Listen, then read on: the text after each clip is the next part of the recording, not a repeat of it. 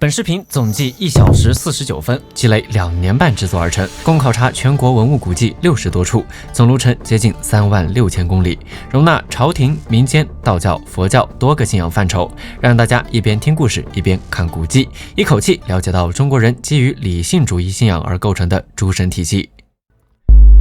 我们存在的世界是怎么诞生的？我们是怎么诞生的？创世史诗是一个文明关于自我认知的最早表述。当时中国人的创世神话是什么呢？是盘古开天辟地吗？可能不是。目前来看，盘古神话出现很晚，大概成型在汉代。明确文献记载始建于三国时代吴国徐整的《三五历纪》和《五运历年记》。在此之前，这个神话好像并没有成型。那么当时的人们是如何理解天地诞生的呢？马王堆曾经出土了一篇古老的帛书《道源》，上面说：恒无之初，故无有形。如果我们把诞生称为有，那么就有连有都没有的无，更有连无都没有出现的未有无。我们再上溯到连未有无这个概念都没出现的时候，一切从这里开始。这里没有天地，没有四时，甚至没有这个概念。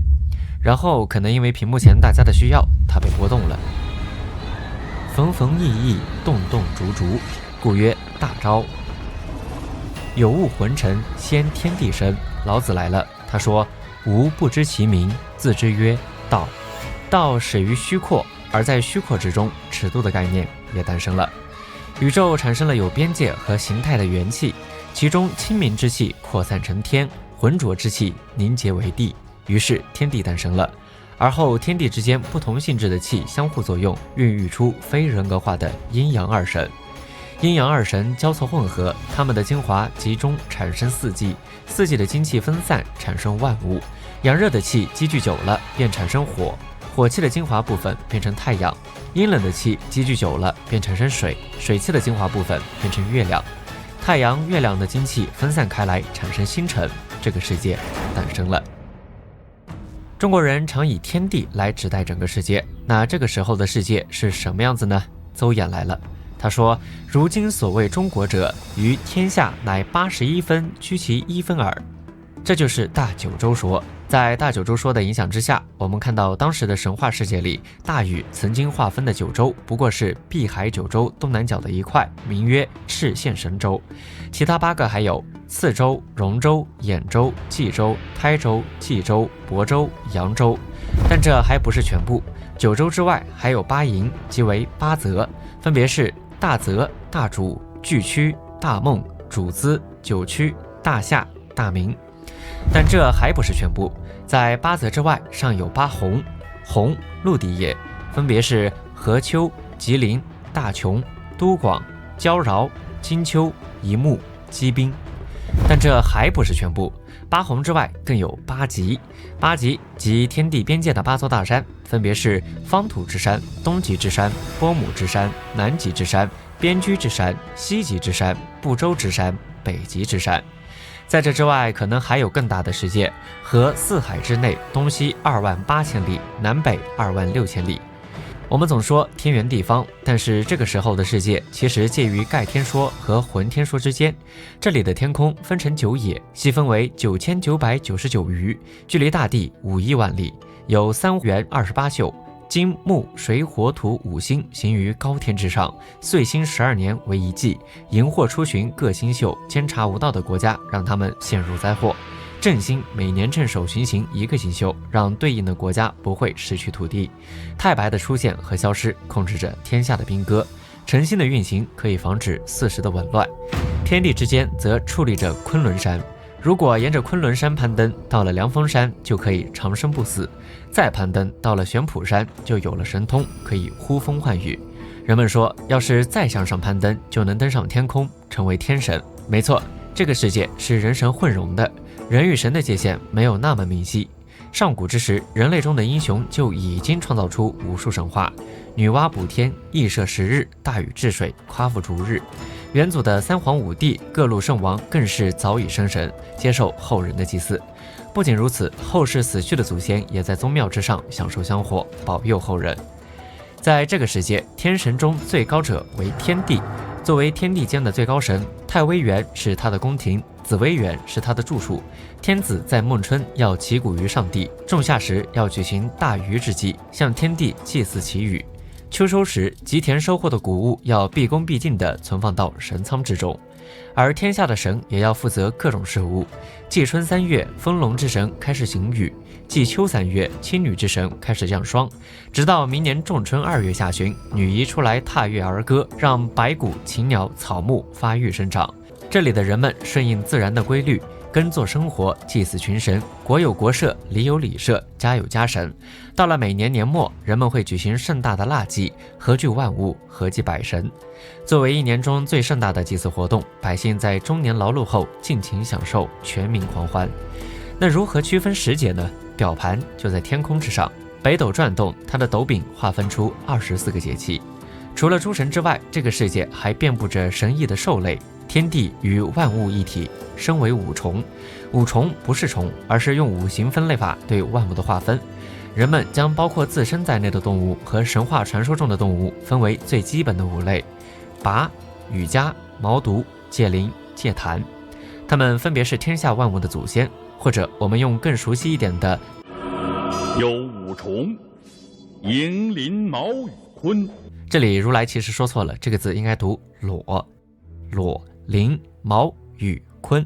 这个分类其实很好理解，先忘掉我们学到的生物学知识，只从外观去观察万物。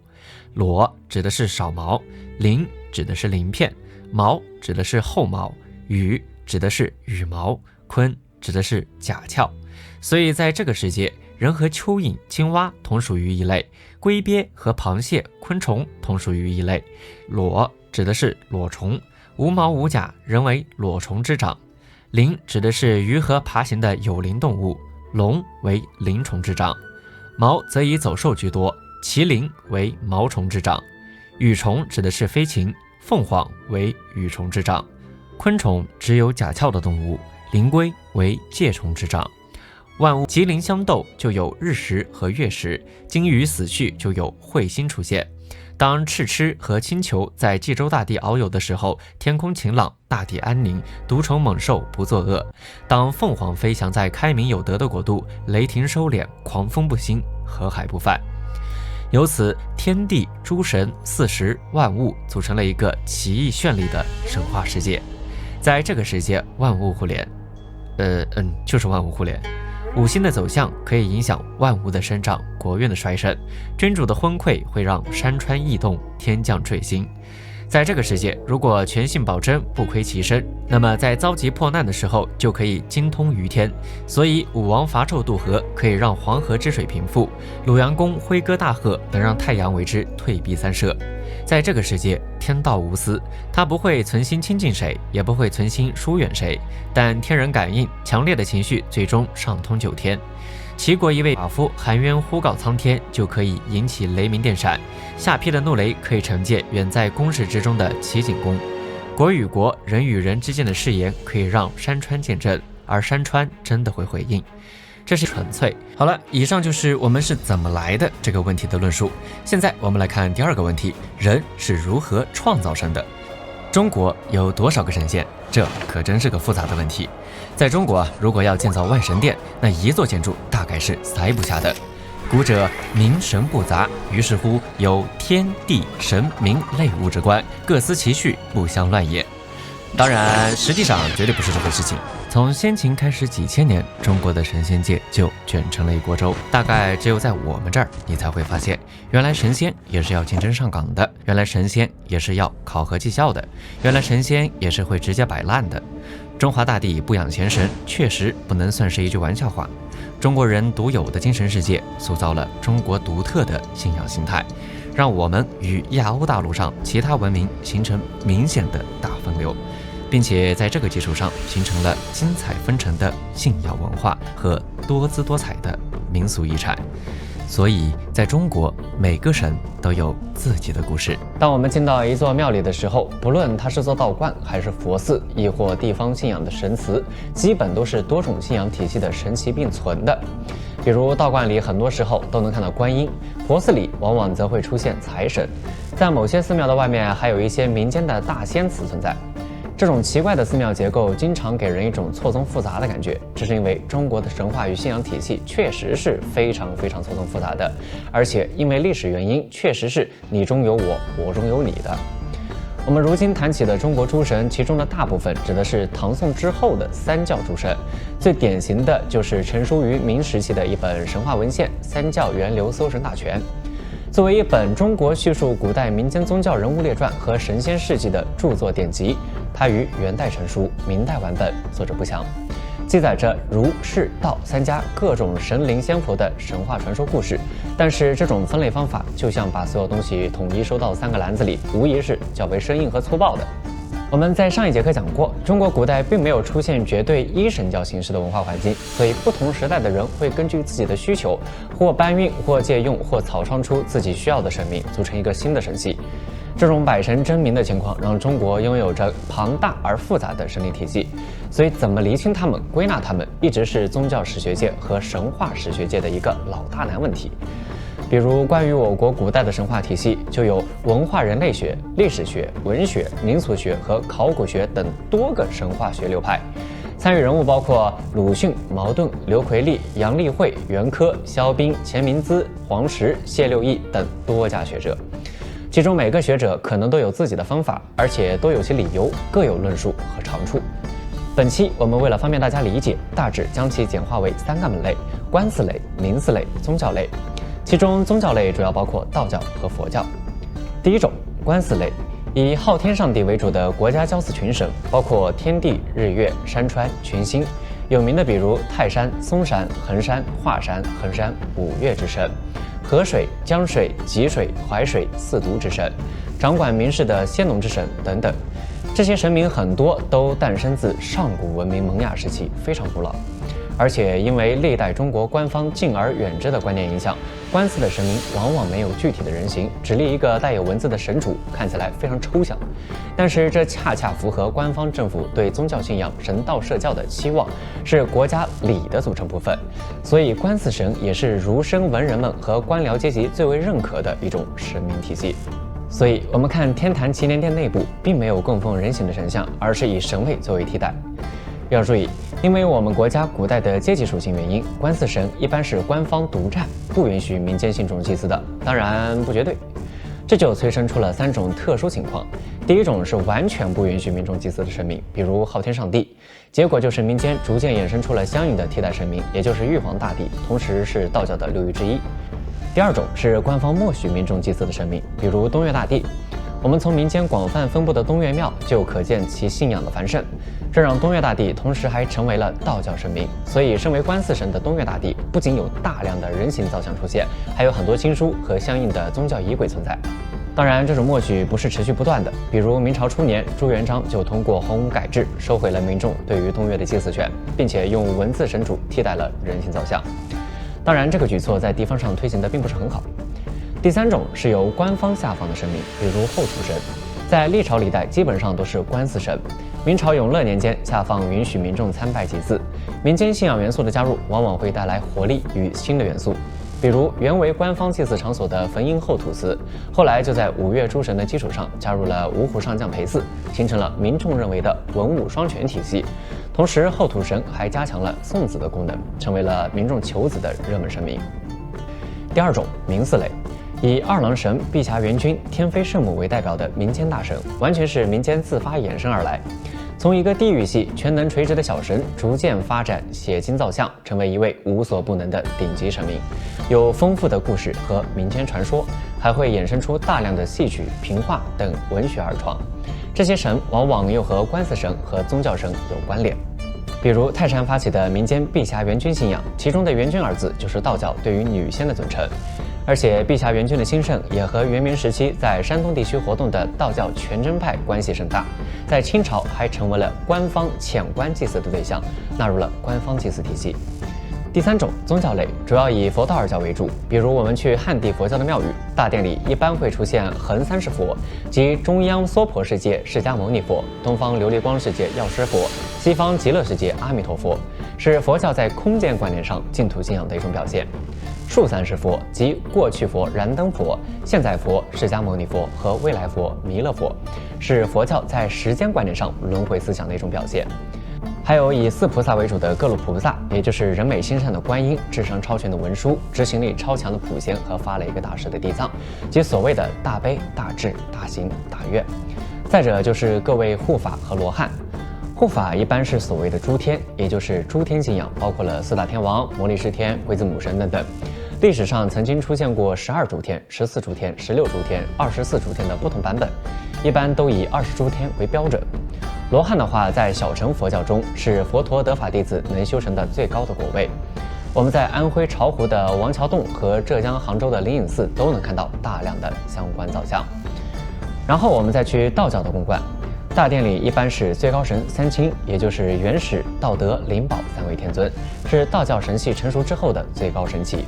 道教通过将三天、三境、三洞、三宝相关概念发展融合，逐渐形成三清信仰及其图像体系。而后是五方六域、木公金母。关于道教三清之下的高阶神灵，现在道教内部有4域和6域说法。玉皇、后土、圣祖、圣后、天皇、北极组成的6域最早出现于北宋真宗时期，而后随着时代多次变化，明代时4种6域体系在道教的不同派系间广为流传。然后是三官大帝、雷部诸神、丰都鬼帝、星君灵官和各路天师。之后则是其他的，比如昆仑神系、蓬莱神系，在很早之前就被各路神系分解吸收，并没有被成体系的延续下来。类似这种体系和神谱，我们在网上可以找到很全的资料，这里就不详细补充了。但是我们要注意，不管这个神仙谱系多么全面，他们都不能真正意义上的厘清现实存在的神仙体系，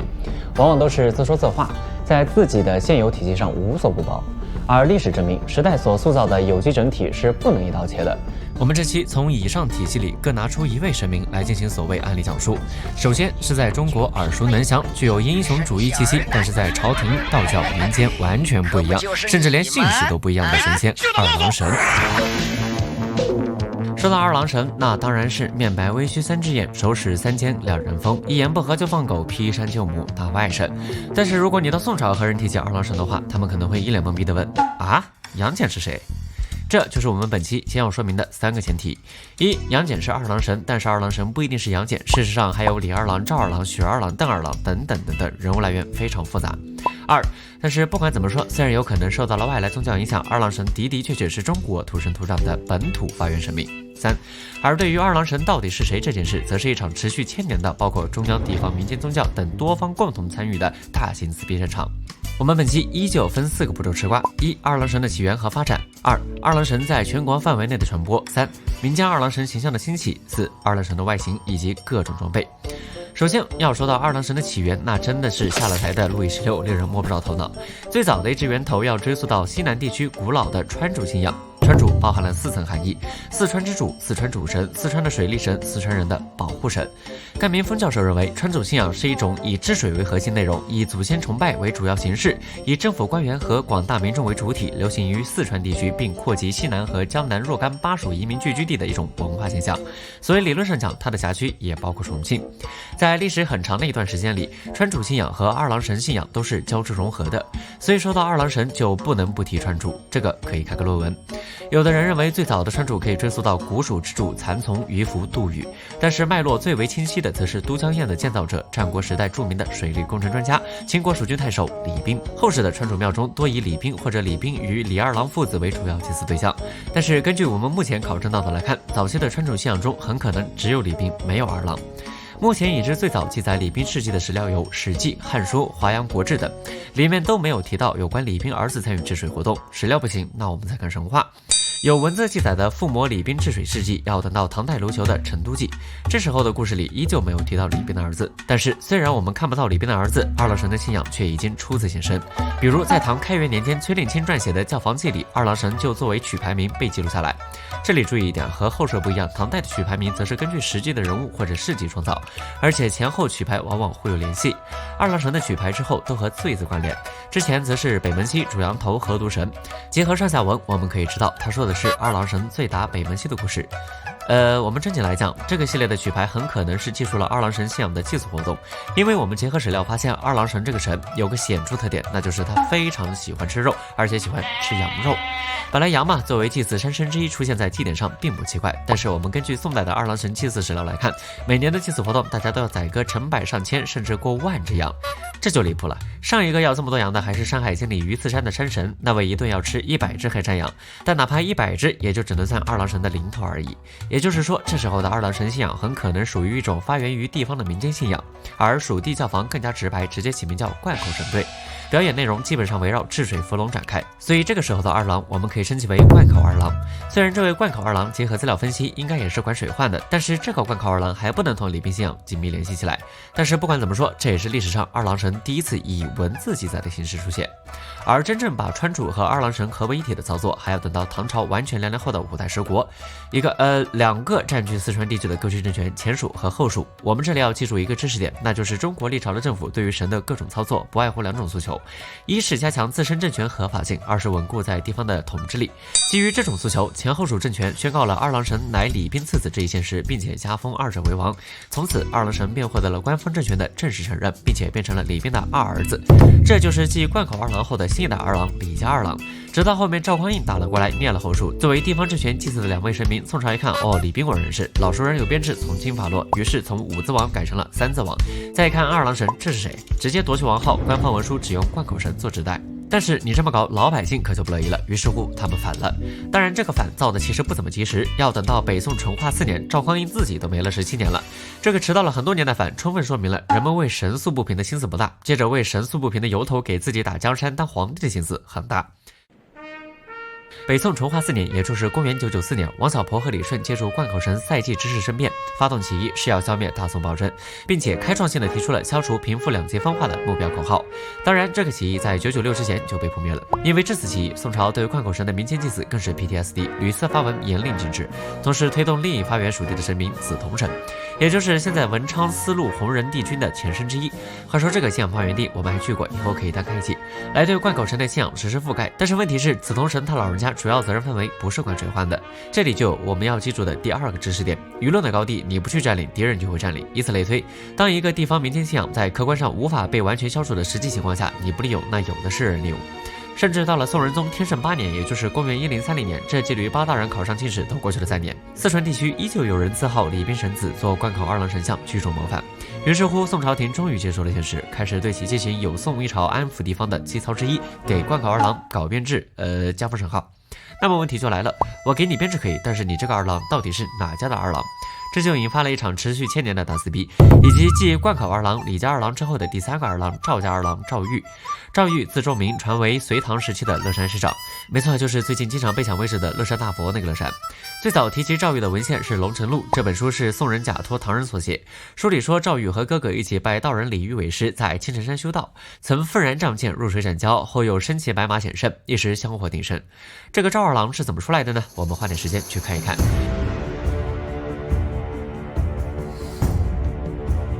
这里是四川剑阁鹤鸣山，也是中国道教最早的发源地之一。注意，这里要和四川大邑县的鹤鸣山区分开。这里的鹤鸣山道教石窟寺及石刻是全国第7批国宝，这是我国目前最大也是最好的道教摩崖造像之一。作为道教的发源地之一，四川道教在中国和四川当地影响力巨大。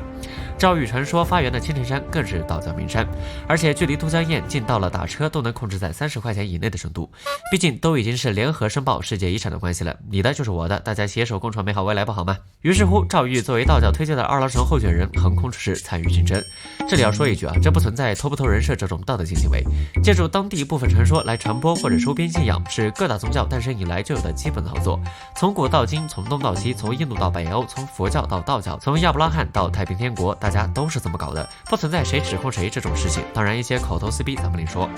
也就是说，在宋廷加封之前，当地存在3种二郎势力，即贯口二郎、李家二郎、赵家二郎，并且各有族群背景和利益诉求。有人说这不就一个虚头巴脑的神吗？怎么这么大阵仗？我们看这条文献，贯口神祠蜀人世之盛景，即因事有其者必宰羊，1岁至4万口，依羊过程，纳税钱500，岁中可得钱2万千，为公家无穷利。一个地方神无所谓，但是一个年入2000万的地方神那可就有所谓了。面对这种情况，宋廷发挥了其体质天赋，和稀泥大法。仁宗嘉佑8年，也就是1063年8月，诏封郎君神为惠陵侯，并且着重强调神及李冰次子。这说明宋廷最终选择了有编制的李家二郎。反正你说他是不是吧？不是他就没编制，你自己选。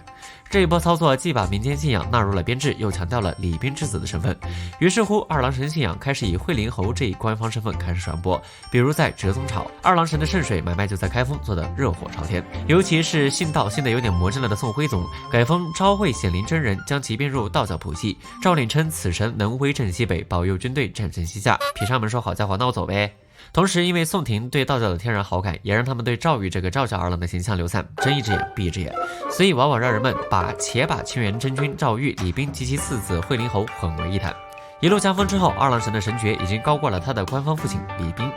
到了南宋，更是直接封为英烈昭惠灵显威吉王。了解宋朝神爵制度的同学应该知道，八字王的地位已经非常高了，毕竟再往上加就要加帝号了。注意，这个时候虽然人们会把赵二郎和李二郎混淆，但是明面上大家还是各归各的。赵与二郎神形象的大规模散布，要等到南宋和元朝大规模出现了二郎神戏剧。宋代民间存有关于二郎的数种剧目：二郎神变、亚古二郎、变二郎窜、二郎神杂剧。然后在元代大爆发期间更是普遍，比如元代无名氏杂剧《二郎神醉射所魔镜》里，这里的二郎神就变成了赵玉，即玉帝派赵玉为嘉州太守，斩蛟有功于民，此为灌考二郎神，号清源妙道真君。其他的灌考二郎斩剑蛟、二郎神所齐天大圣、新编连相搜神广记用的都是赵玉的人设。但是注意，赵家二郎的兴盛不代表李家二郎的消失。事实上，元代官方加封的二郎神依旧是李家二郎，以至于到了明代，人们都开始疑惑二郎神为什么有2个。但是不着急，因为最后的大赢家，大家都熟悉的杨家二郎杨戬马上就要出现了。和前2个二郎比，杨家二郎出现的有点莫名其妙，以至于清代文人著作及巴蜀碑文对川主二郎神信仰的黎正中，无一例外的都否定奉祀二郎神杨戬的信仰。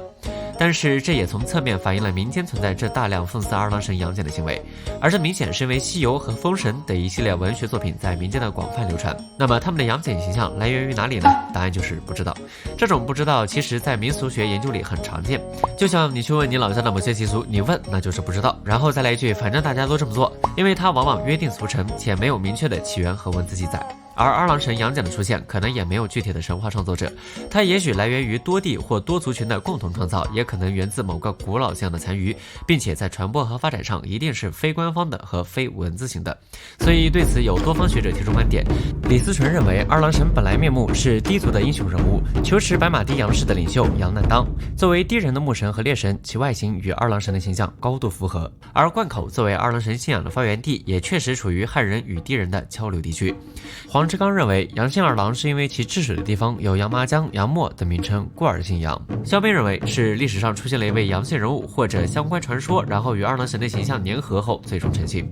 目前能找到的一处杨姓二郎神的来源是明代的二郎宝卷。宝卷是在宗教和民间信仰活动中按照一定仪轨演唱的一种说唱文本，它是民间信仰的重要载体。对于宝卷的研究，现在已成为了一门专门的学科。二郎宝卷全名清源妙道显圣真君医疗真人护国佑民忠孝二郎开山宝卷，没有太上不念哈，可能出自黄天教或西大神教这2个民间教派。目前的藏本年代较西游和封神的成书年代更早，所以后世作者的创作借鉴于此的可能性极高。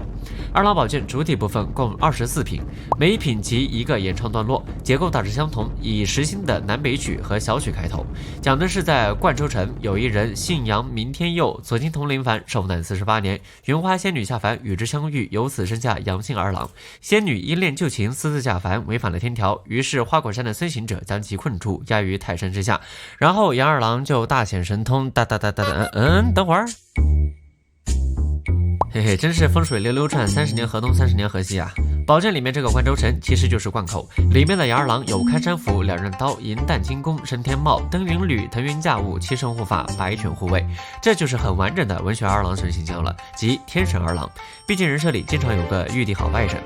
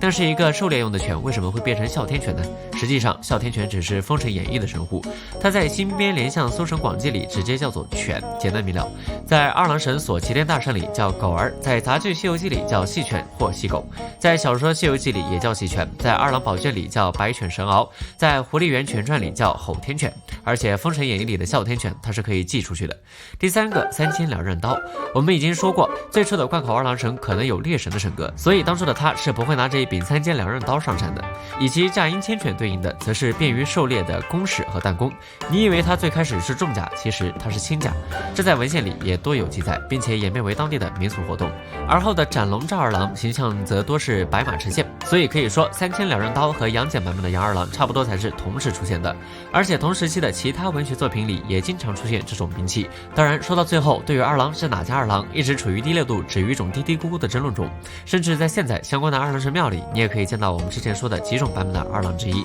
所以我们不妨学习一下四川乐山的贾江二郎庙，中间的是李冰和灌州李二郎，左边的是赵玉灌口赵二郎，右边的是杨戬灌江杨二郎。没错，这是一座把赵二郎、李二郎、杨二郎三位二郎神一起供奉的庙宇，而这种看起来很奇怪的庙宇，可能恰恰才是中国二郎神信仰的真实反应。其次是一位贯穿先秦明清，既是古神又是道教神，还衍生出大量民俗故事的神明西王母。西王母，中国古老的至尊女神之一，她历史悠久，神格复杂，影响甚大。在《山海经》等一系列典籍所记叙的上古众神里面，人们可能不知道有地库或者入收，但是不可能不知道西王母，或者她的变体之一王母娘娘。实际上，她的形象从上古至唐宋，再到后面的元明清时期，一直在发生变化。在西汉末年，甚至一度被赋予了人间救世主的角色。要了解这位至尊女神，我们先要知道几个前提：一，西王母虽然不等同于王母娘娘，但是二者之间确实存在明确的演进关系，所以把它们粗暴地分开看待是不可取的。二，它的起源目前依旧众说纷纭，而它的形象演变和古代社会生活的变迁息息相关，这是它从一位长生吉祥之神变成一位棒打鸳鸯之神的原因。三，它是中国少有的一直以女性形象出现，甚至还更换过配偶神的神明。四，对于它的民俗祭祀，现在还有地区保留，是国家级非物质文化遗产之一。我们分三阶段讲清：第一，上古到两汉的大神西王母；第二，道教仙化的女仙之首西王母；第三，文学艺术和民间信仰中的情侣克星王母娘娘。首先是她的出现。问题来了，既然有西王母，那有没有东王母、南王母、北王母？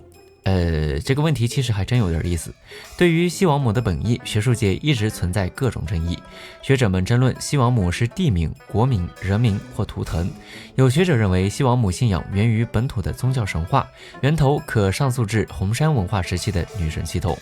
而从出土文献看，目前最早的文物就是殷墟出土的甲骨卜辞，这里就出现了东方、西方之神木。当然，据考证，这里的东母、西母大概率是日月之神。所以目前关于西王母的最早记载，还是要看上古美食巨著《山海经》。那么问题又来了，《山海经》里确实有西王母，但是却出现了好几次西王母，这其实是有原因的。那就是《山海经》作为先秦典籍，其实不是一次性成书的。我们一个一个来看。在成书最早的大荒经里提到王母的戴胜、虎齿、豹尾和学术4个意象，这时的西王母更像早期氏族部落的首领形象和图腾结合的变形，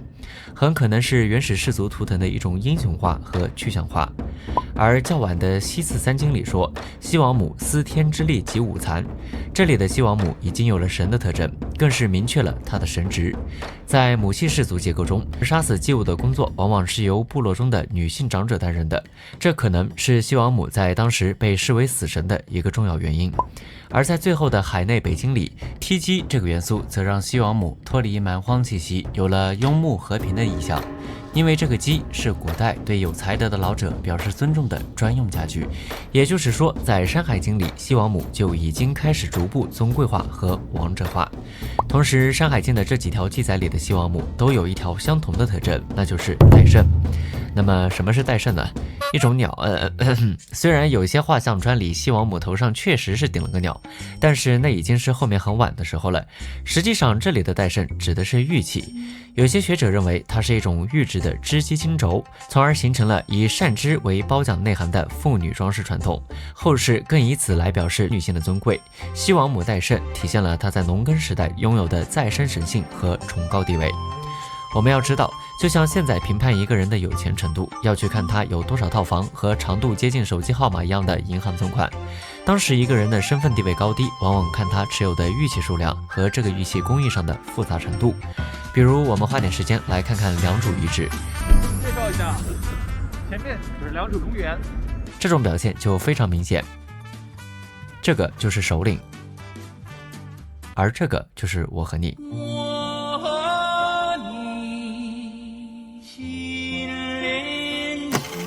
好了，我们让时代再演进一下，到了更晚一点的《穆天子传》和《淮南子》里，西王母就已经变成了一位尊贵的女性。西王母邀请周穆王去昆仑山，二人在瑶池对酒吟诗，相谈甚欢。这里的西王母气象肃穆，贵气逼人，甚至还给周穆王唱歌。而到了《淮南子·宣览训》里，手操不死之药已经成了西王母的标志性特征。这时候的西王母已经变成了一位长生吉祥之神。实际上，王母掌管不死药的传说是西王母形象在后世仙化的重要核心。但是西王母之前明明是掌管灾异和刑罚的，为什么不死药也在她手里呢？这里面的逻辑是这样的：在中国古典时期的神话宇宙观里，西方对应着秋天，肃杀气渐浓，生命力衰落。但是花木枯败的同时，也是收获的时节，更意味着生命另一种形式的复归。灾异和刑罚都关乎人类性命，所以这个逻辑里面的西王母既可以夺取人的寿命，同时也可以赐予人的寿命。而当时的人们面对这样一位执掌生死的大神，很难不生出一点崇拜之心。这点在西汉时期表现非常明显，而这其中又以汉武帝刘彻同学最为典型。我们之前在修仙简史里面就提过，刘彻有在家摆晨露盘收集冷凝水，再用玉渣子下酒的八卦。当时大众概念里的不死药不是植物，甚至不是有机物，而是各种矿石，其中就包括玉石。而当时传说西王母往往坐拥玉山，于是汉武帝在吃蒙脱石散的同时，还暗搓搓让张骞在出使西域的时候找一下西王母。所以我们就能在史书上看到这么一段话。张骞回来说，安西长老传闻调之有弱水，西王母而未常见。这里的安西指的是帕提亚帝国，而调之则是西亚古国名，大概在现在的两河流域。所以这句话翻译就是，我听安西的长老说，安西的长老听说，在往西听说好像有弱水和西王母，但是我没见到。讲道理，这个回答更像是实在没话说了，所以在糊弄刘彻同学，但是也侧面反映了武帝时期求仙求到了什么程度。那么爸爸都这样了，儿子当然也要再接再厉。汉昭帝时期，西王母崇拜更加火热。这时候的西王母不仅可以帮助世人长寿不死，而且能够消灾免祸、赐子赐福。到这个时间点，西汉时期的西王母已经受到了全社会的崇拜和敬仰。李小伟在《西王母故地》里说，崇拜是一种古老的拥戴方式，而崇拜到了极致便会产生神话，然后就是那个鼎鼎大名的被很多国内客系小说描写过的西汉末期有点让人毛骨悚然的群体性事件，行西王母召仇之乱。汉哀帝建平4年正月，大旱，函谷关以东36郡国的民众忽然汇集而起，举止怪诞非常，仿佛群体性癔症。他们或披发赤足，或乘骑奔驰，或致意传行，一路冲关于墙，纵骑奔驰，互相传颂为仇，号曰行西王母召仇，然后直接闯入长安城。西入长安以后，民众聚集在礼巷阡陌，或博弈，或歌舞，举行了大规模的祭祀西王母活动。在瓷器过程中，有人专门分发符书给民众，并宣称配此书者不死，不信我言，至门书下当有白发。整个事件一直持续到秋天，在朝野引起震动。这里的白发就是当时西王母形象的典型元素之一，西王母的白发夫人形象，可以在出土的汉画像文物中得到印证。如1991年河南偃师新庄汉代壁画墓出土的西王母画像，画中西王母高坐云端，白发，头戴胜。这个流民入京事件其实错综复杂，我们本期先不展开说。我们这里要强调的是，这次汉末爆发的以西王母为号召的行召仇群体性事件，揭示出这时候的西王母信仰之兴盛，足以掀起社会政治波澜。西王母本身甚至已经到了可以成为救世主的程度。不过说实话，就西汉末年那个情况，要不是当时王莽人设还没崩，没有西王母的由头，大家早晚也有别的由头上街。西汉末年的这起群体性事件，成为了西王母信仰的重要转折点，也确立了西王母在官方与民间信仰中的重要地位。在此之后，汉墓中的画像实力，西王母的题材开始爆发性增长。在这之前的坟墓画像里，西王母的形象不是没有，但是往往不处于核心地位。比如西汉中期一位郡级官吏卜千秋的墓顶壁画里，就有已发现最早的西王母形象。那时候的西王母造型基本为侧面，很少出现西王母正面做的图像。但是在这之后，尤其是东汉时期，西王母开始被设置于图像的核心位置，用以充分表现其非同一般的身份地位。而最厉害的操作在后面，受到阴阳平衡观念影响，当时的人们为了给西王母做好匹配，硬生生给他制造出了一位男性配偶神，也是他的第一任男性配偶神东王公。东王公被认为是阴阳中的阳神，对应阴神西王母，在东汉首次出现。我们看这块南阳师范学院博物馆现藏的西王母东王公天地出行的汉画像石，推测就属于东汉早期，左边是西王母，右边的这位就是东王公。西王母头上的这个发饰就是戴胜。很有意思的一点是，右边的东王公头上也是戴胜，这也是因为东王公形成的早期阶段，后面基本上就换成山形观了。然后就是鼎鼎大名的武梁祠画像石，这已经是东汉晚期了。这个是西王母，这个是东王公。这套画像石人员众多，规模宏大，西王母和东王公位于最高层，展现出了他们无上的地位。到了东汉顺帝、桓帝时期，早期道教两大派别五斗米道和太平道出现。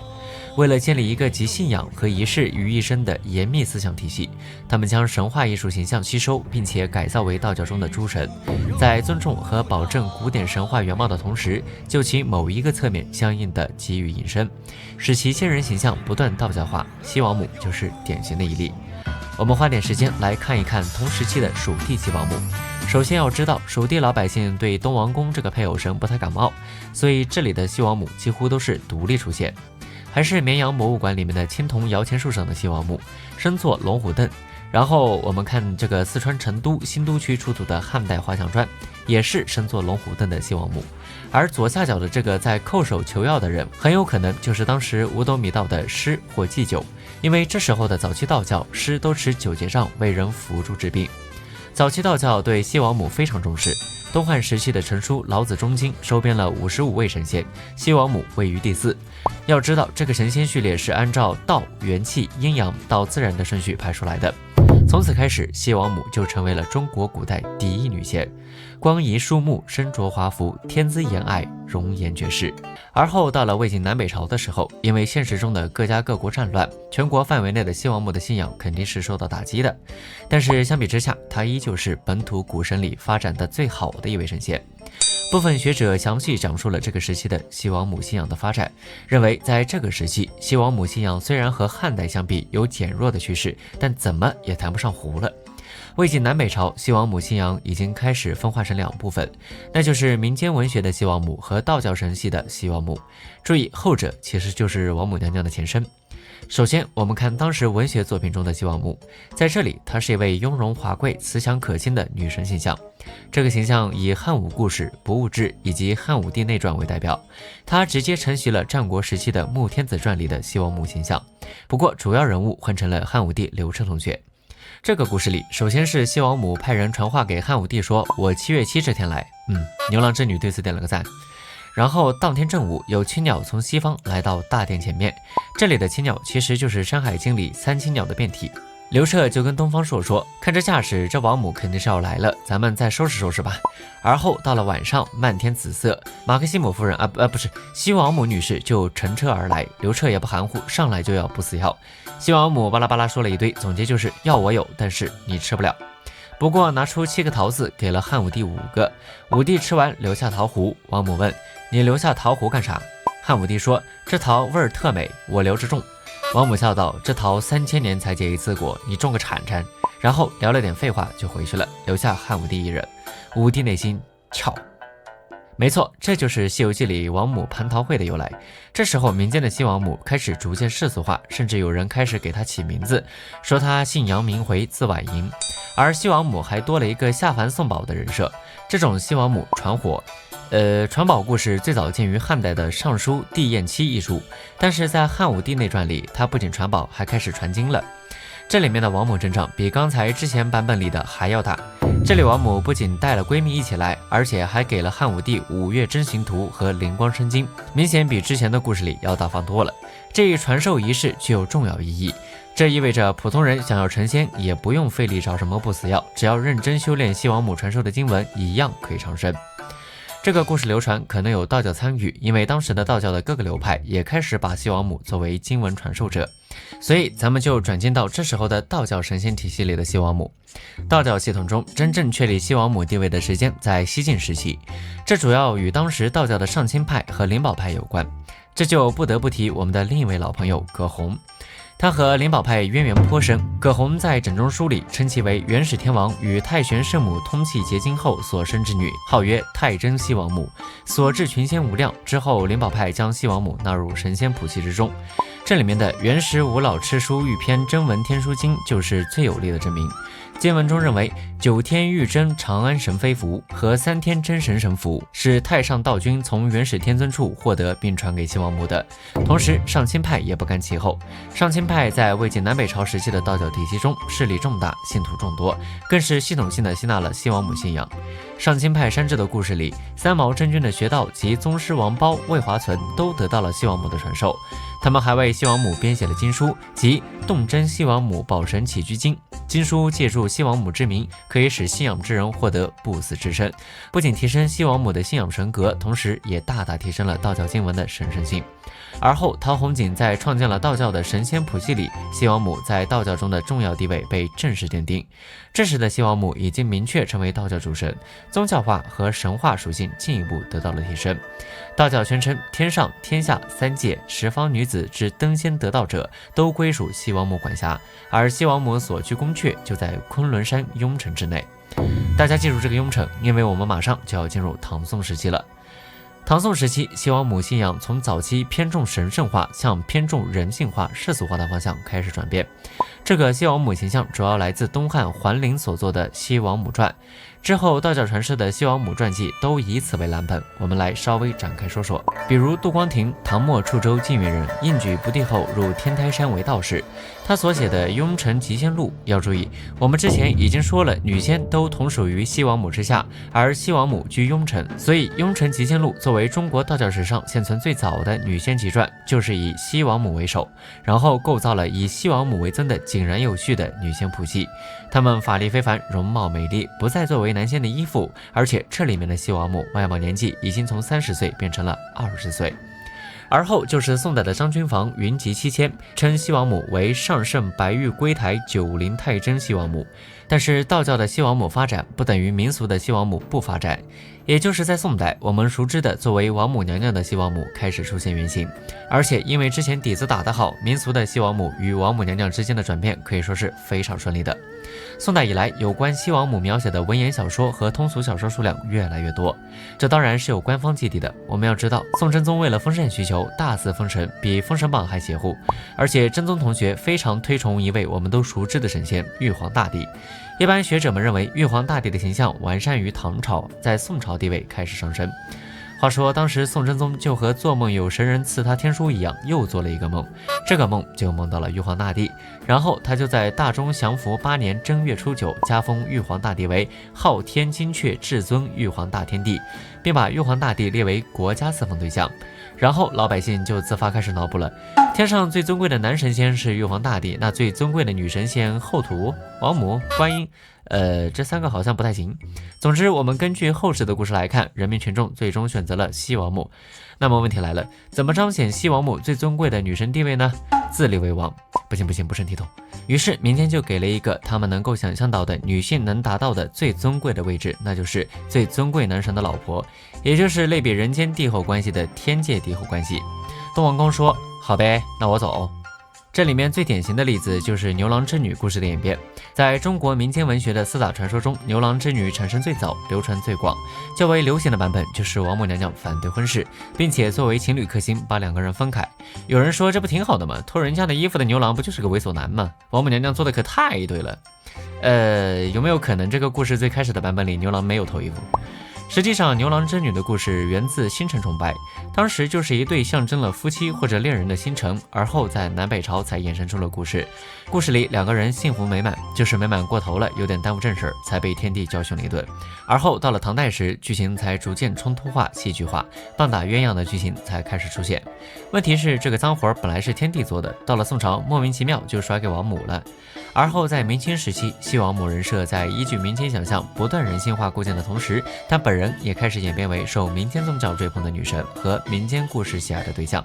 具有代表性的包括新编连相搜神广记、新刻增补搜神记大全和太母宝卷、天仙宝卷。这里面最重要的还是宝卷。我们这里给没看过我们视频的同学再科普一下，宝卷是民间宣讲宗教教义的说唱脚本。民间一些宗教为了得到大批信众的支持，那必然要找神仙背书，于是他们就把大量有关西王母的内容编入里面，同时将西王母神格再次提升为劳苦大众的救世神，而且直呼其为王母娘娘。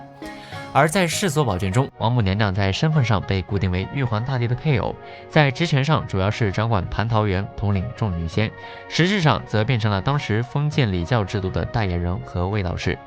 比如你看这个张四姐大闹东京宝卷里的王母，你能看出这是上古行杀之神吗？你再看这个光绪抄本天仙宝卷里的王母，你能看出这是两汉时期的长生吉祥之神吗？他甚至在担心劝不回女儿被玉帝连坐。宋元以来，民俗里的西王母形象逐渐变得充满了民间想象力，和古时世俗社会的生活模式相吻合。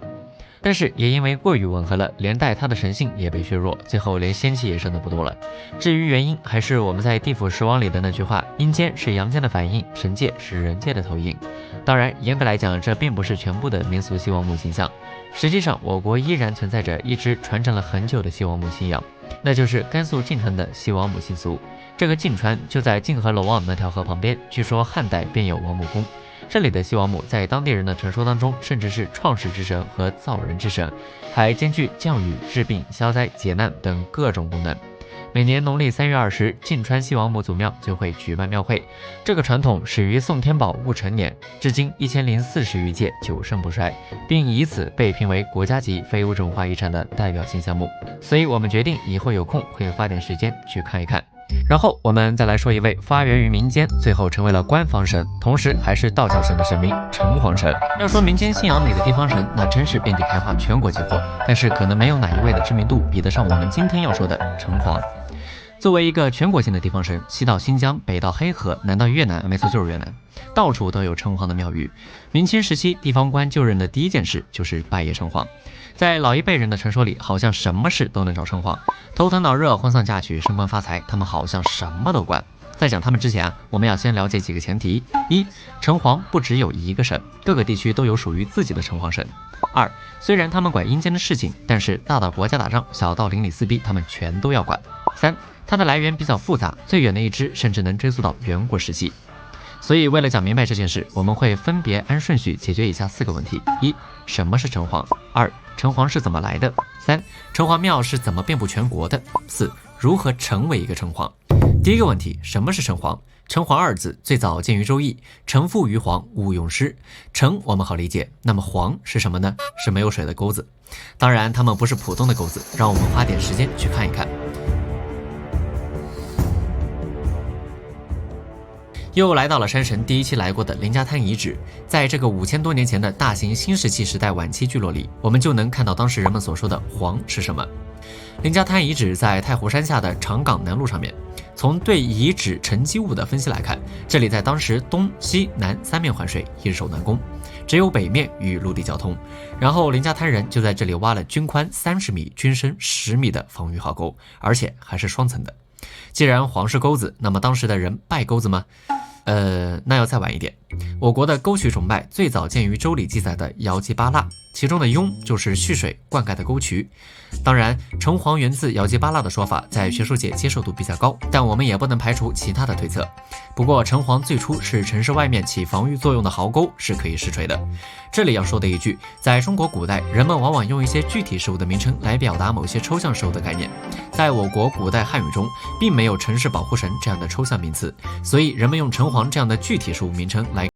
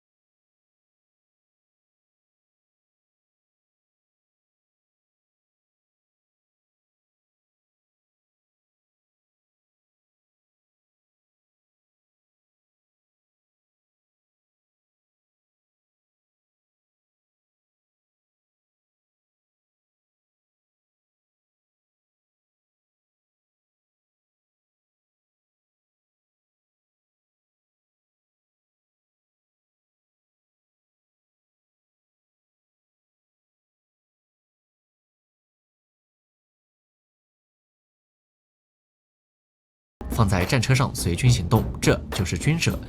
每个朝代都有自己的社，商灭夏立了自己的伯社。商朝被称作伯的城市都是经济或军事的战略要地，比如山东菏泽曹县。而武王克商之后，周人为了防止商人死灰复燃，就在商人的伯社上盖了小黑屋，然后北墙开洞，让阴气进入镇压气运，将其称为警戒后人的戒社。好一棵老歪脖子树。然后说一下周代的社神结构，这套结构可以说给后世的城隍土地打下了好基础。周天子自己有2社，一个是代表国家的大社，一个是周王族自己用的王社。诸侯也有2社，为自己封国所立的叫国社，自己家族用的叫侯社。诸侯以下的大夫们就没有资格立社了，他们好几家才能共用一个社，这些社被称作治社。而他们自己家里用的只能叫做中六，不过和社一样都要露天来吸纳天体之气。这个中六可能是后世土地公或宅神的原型。社神要有社主，不然祭祀的时候虚空打靶会比较尴尬。社主一开始应该是一个小土丘，后来演化出了石头做的石主，木头做的木主。木主以自然生长的树木居多，一个是高大的树木可以做标识，另一个是树木的生长也寓意着领土或国家的生机和繁荣。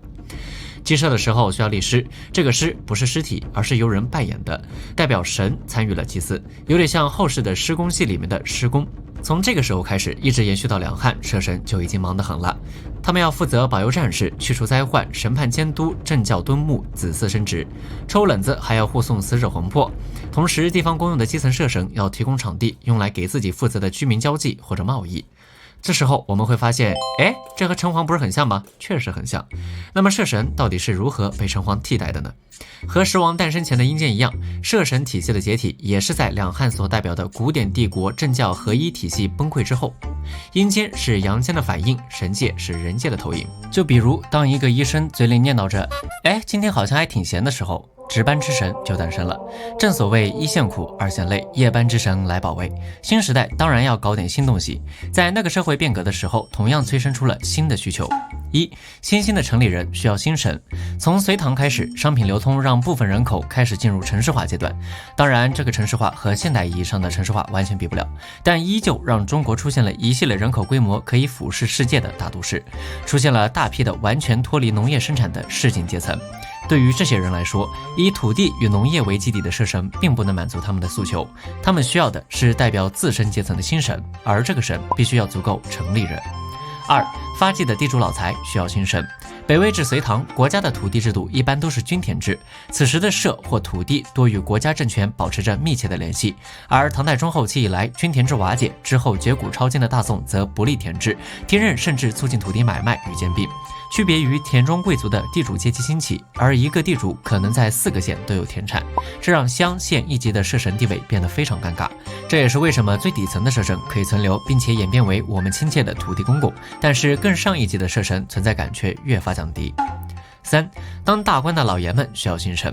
新官僚阶层的出现，重要标志就是科举制的诞生与发展。中央政府和在地方望族的尖锐斗争中搞出了这一大杀器，官僚政治替代了贵族政治。同临民识土的贵族不同，官吏临民却不识土。理论上，官僚本身是与土地剥离的，当然要运作变成地主也不是不可以，但是依旧和以前的贵族占有土地的生产形式差别巨大。他们需要一种能与自己深度绑定的神明体系，这也为城隍官僚神的性质打下了基础。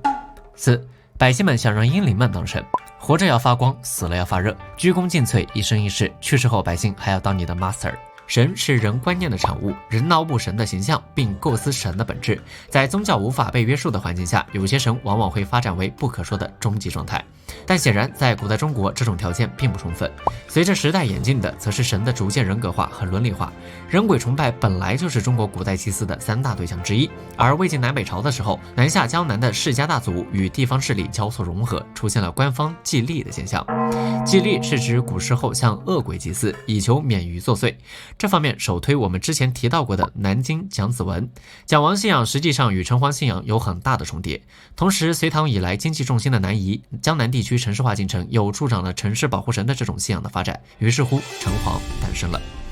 然后就引出了第3个问题：城隍庙是怎么遍布全国的？第一个有文字记载的城隍是起飞之都芜湖的芜湖城隍，相传建于吴赤乌2年，但问题是这个记录是清代的。如果我们从正史里看，最早的城隍则是北齐的颍州城隍，也就是现在的河南信阳。唐代的城隍信仰主要集中在长江中下游地区，这也是城隍信仰的发展时期。这些城隍开始掌管死人名册，成为阴间行政官、司法官，而各地掌管生死簿的城隍爷通常都有名有姓。但是在唐朝的官方层面，城隍信仰依旧不能进入官方祭祀的范围。但是以韩愈为首的一群地方官，向来是哪个灵验祭哪个，不仅祭还写文。到了宋朝，由宋太祖赵匡胤带头，官方开始对城隍进行祭祀。北宋汴京的灵户庙，城隍封右圣王；南宋临安的永固庙，城隍封显正康济王。而且从宋朝开始，地方官到任后的第一件事就是拜谒城隍。这时候社神还是存在的，但是城隍很明显替代了社神的作用。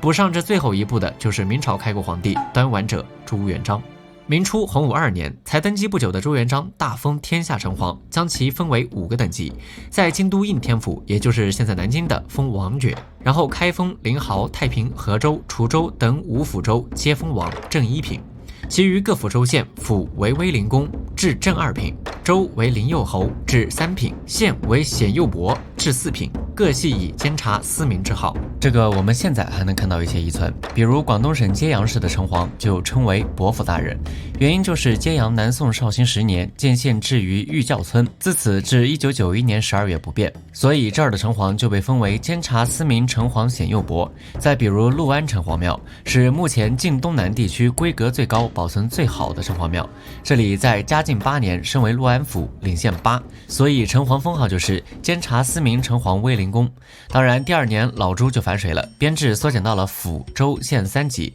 但是做了一个划时代的操作，他下诏把各地城隍殿内城隍塑像全部下掉，换上了木主，这就表明了官方层面上已经承认了城隍对于社神的替代作用，所以这次册封就代表着和现世皇帝统治相对应的一元化城隍序列的正式诞生。因为南京应天府的城隍穿戴就是皇帝级别的冠冕12章。什么叫贴身使者？这步操作代表着老朱表示，我的统治到哪儿，我的城隍庙就建到哪儿，你们的人归我管，你们的神神鬼鬼也要归我管。所以明代城隍庙从规模上和内部陈设上完全照抄了官府衙门，各路城隍官位甚至严格的按照府州县行政系统建立，强化城隍神作为民官或者说灵官与县市官员对应的性质。到了嘉靖年间，天下城隍庙已经盖了1472个。然后就是最后一个问题，如何成为一个城隍？第一步要断气。这是城隍信仰的第一个也是最显著的特征，即所有的城隍都是阴灵。或者展开的更详细一点，他们是受命于天之人鬼，政绩显著之贤能故载，开疆拓土创业之功臣，聪明正直德高望重之地方士绅。简单来说就是清点的、当官的、打仗的、有名的，只要你生前通过个人奋斗达成其中一项，死后就有可能冥冥之中被选为城隍。所以城隍是一个妥妥的官僚神，有些地方甚至可以考公上岸，也就是考城隍。事实上，城隍庙的定位就是某个管理一方土地的超自然的权威机构。简单来说，他们其实就是分职幽冥、共理民务的附魔公务员，延迟退休100年往上那种。当你成为城隍之后，你要负责护城保民、督察官吏、司法断案、因私民务、防御防旱、防虫防盗、防火防疫。在这里，对于城隍的职能和诉求就出现了区分，也就是官民分球的特点。简单来说，就是官方和民间对城隍的形象和诉求出现了区别。官方层面是阳间官员要管的，你城隍同样一个也跑不了。而民间则多把它当成同阳间老爷对应的阴间老爷，比如明清小说里常出现城隍庙通用的对联：阳世三监，积善作恶皆由你，古往今来阴曹地府放过谁？横批则是：哎呦，你可来了，因为十足。话说回来，作为城隍的你就任后，阳间的事情你要管，阴间的事情你也要管。阳间官员要跟你报道，你也要跟阳间官员报道。当然，后者从某种程度上来说比较苦难。就任后，除了你自己直辖的城隍府衙役之外，你还要管你下属州县的城隍小弟。比如，如果你在19世纪后期的直隶省保定府当城隍的话，直隶某种程度上算是河北的前身，境内有顺天、保定、承德、永平、河间、天津、正定、顺德、广平、宣化、大名11个府，还有遵化、益州、冀州、赵州、深州、定州6个直隶州，总领散州12个，县105个。首先，京师顺天府的城隍肯定轮不到你来管，但保定是省会，所以作为保定城隍的你，还要管整个直隶的城隍。隍。需要你管的是承德、永平、河间、天津、正定、顺德、广平、宣化、大名9个府的府城隍。你下属的齐州、安州和直辖的遵化、益州、冀州、赵州、深州、定州8个州的州城隍，总计17个城隍。所以你的城隍庙里，除了你自己府城隍的配置，还要安置各府的府城隍和直辖州的州城隍，方便下属城隍配祀和汇报，足够你忙到吐。当然，除了地方城隍之外，还有几个不错的大肥差，比如江南地区的苏州巡抚都城隍、财部司城隍、按察纠察司城隍、粮巡道城隍、7省漕运都城隍、江南织造都城隍，都是各顶各的富，毕竟百万曹公衣食所系，甚至还有个紫禁城城隍。注意，这里出现了都城隍，他们比较特殊。理论上来讲，一国的最高城隍只有自己的京师城隍，比如明朝的应天府城隍和顺天府城隍在南京和北京，清朝的则是在沈阳和北京。但毕竟是理论上，作为地头神的城隍，最大的好处就是天高皇帝远，天大地大，本官最大，山灵水灵，本官最灵。所以这就导致了全国范围内的都城隍非常多，哪怕你只是个县城隍，只要你运作的好，那么你也能拿到都城隍这个头衔。最好的办法就是翻自己的地方志，看看自己这里在哪朝被当过都城。只要有人登基，哪怕他做了个割据皇帝，那你就有升级到都城隍的资格，或者和很多地方小吃一样，让当朝皇帝做一点乾隆行为，什么寻衅致死，什么跑路致死，搞点救驾有功、龙颜大悦这种操作，然后就说自己被钦点为都城隍。典型的比如上党天下都城隍庙，甚至直接建在山岭之间，方圆50里内没有城池。同时，各地城隍一般都是当地的名人，具有极强的地方特色和传奇故事，而且遗留了一大批古老的城隍庙。最后则是4位来源于异邦，借由佛教传入，最后成为大家耳熟能详的佛教护法神4大天王。摩伽四兄贵，东方持国摩利海，西方广目摩利寿，南方增长摩利清，北方多闻摩利红。老规矩，讲他们之前，我们要了解3个前提。4大天王一开始不是摩伽四兄弟的人设，也不弹琵琶，不打散三，调不了风，顺不了雨。2，他们发源于印度地区，但是在我们看到的现在，这4位早已经历了佛教、中土和小说文学的3大改造。3，他们有多种形象和多套皮肤，但是特征依旧明显到哪怕你上了青藏高原也能认出他们来。我们本期将分4个步骤讲清他们。4大天王的出现与东传。2，北方毗沙门天王，也就是多闻天王的报种。3，他们的撸啊撸风调雨顺秀皮肤是怎么来的。4，摩伽四兄弟的真正奇迹。4大天王的出现与东传，这就不得不提起曾经让我们想了10天10夜的老朋友，干净卫生的大美印度。比恒河菌群更混乱的是印度的语言，比印度语言更混乱的就是他们的本土神话体系。它在某种意义上超越了克苏鲁诸神，一旦研究起来就会被各种复杂的离谱的设定搞到 Sam 值狂掉，所以我们尽量避免展开。我们只需要了解印度神话中我们能理解的世界里，世界是一个中心陆地，高耸隆起的弥卢山位于陆地中央，而后海洋和各大部洲都环绕这个轴心存在。是不是很眼熟啊？没错，毕竟佛教发源于印度次大陆地区，不过佛教的世界观和印度教还是不同的。我们来看佛教的婆娑世界，这个安塞腰谷就是须弥山，也叫妙高山，以须弥山为起点，依次向上共有28层世界及28天。最底层的2个天是须弥山的腰子上的4天王天和须弥山顶的刀立天，因为这2层还在地面上，所以叫地居天。其他的26天都浮在天空，所以叫空居天。简单明了。我们用这几张图看得更清楚一点，当然各种佛经里自己也没怎么整明白，所以我们就多来几个版本补充一下。4大天王又称护世4天王，最早就出自古印度教神话中的出天信仰。这时候的他们还不是后世的苦逼打工人，4天王相当于最底层天的天主，虽然接受上级刀立天天主第10天的统治，但是最底层的老爷那也是老爷。这个时候他们的形象是什么样子的呢？我们花点时间去看一看。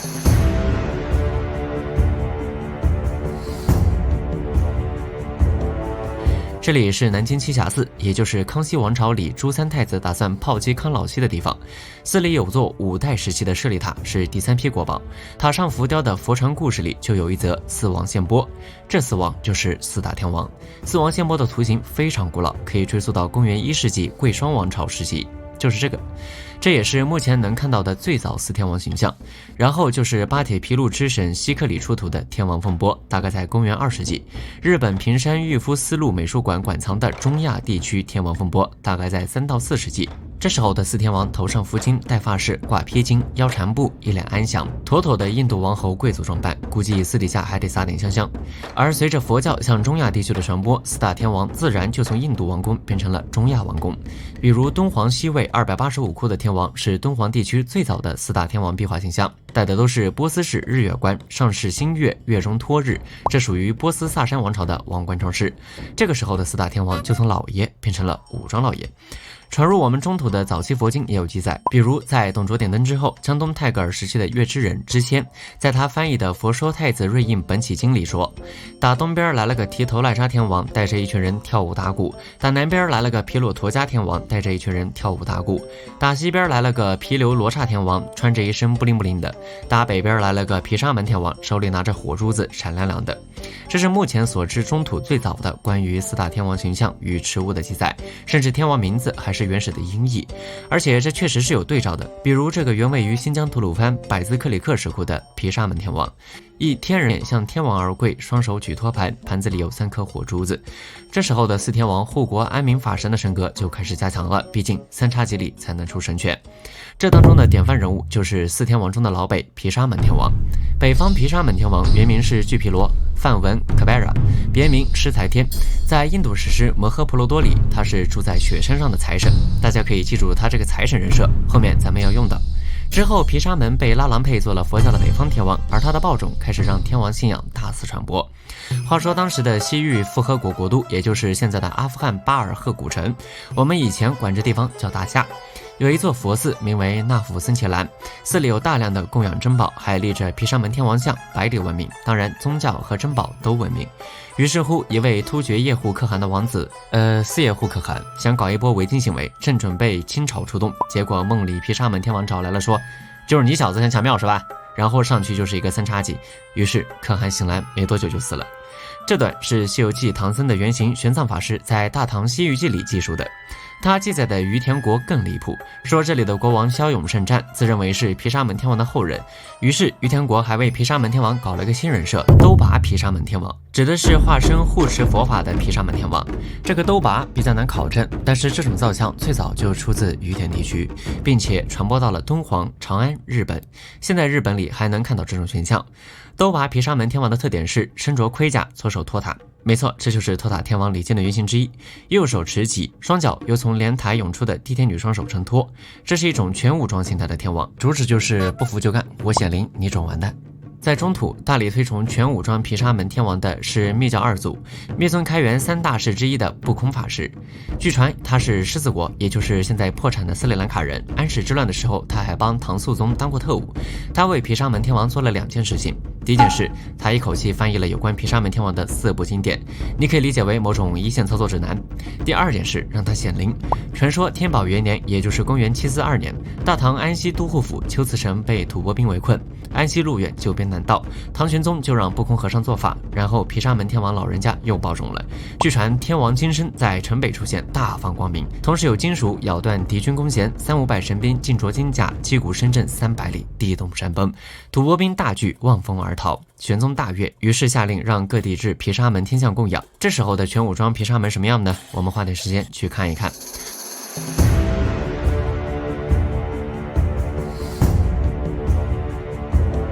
巴中南堪摩崖造像，简称南堪石窟，国家第3批国宝级文物。这里有176堪石窟，2700余尊造像，这个就是毗沙门天王像。然后因为温度太高，机器宕机了。不过我们有照片。川北的毗沙门天王多早于中晚唐时期，以大像居多，比如通江赵桥的毗沙门天王高近5米，南堪的这尊早于唐僖宗乾伏4年，也就是公元877年。他还有5位太子，名称分别是最胜、独剑、哪吒、长剑、禅之。这个第3太子哪吒就是后世我们的朋友小哪吒的前身之一，而托塔毗沙门的形象在后世和礼敬信仰合为一体，演变成了托塔李天王的形象。不过这部分就不展开了，不然能出个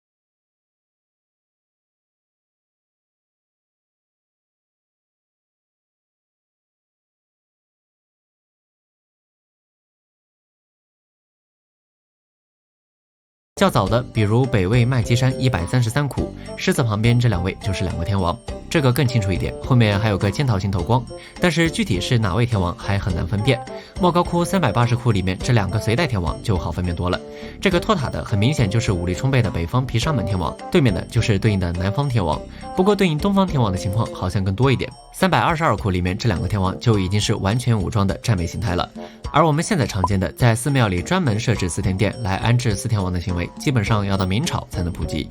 那么这期间到底发生了什么呢？那就不得不提元代这个三教大混乱时代和4大天王弃武下海的故事。当然，因为元朝加强了对西藏的管控，所以还要加个藏传。好家伙，整个晋西北乱成了一锅粥。他们可能面孔、盔甲、站姿是汉传的，手持的法宝和脸色则是藏传的。这种范例非常多，比如我们看到这个昌都地区的4大天王受到汉地影响颇深。事实上，连日喀则地区的白居寺和阿里地区的托林寺都受汉地影响颇深，而且从明代就开始了。现在我们就按照风调雨顺的排序一个一个来。第一，风，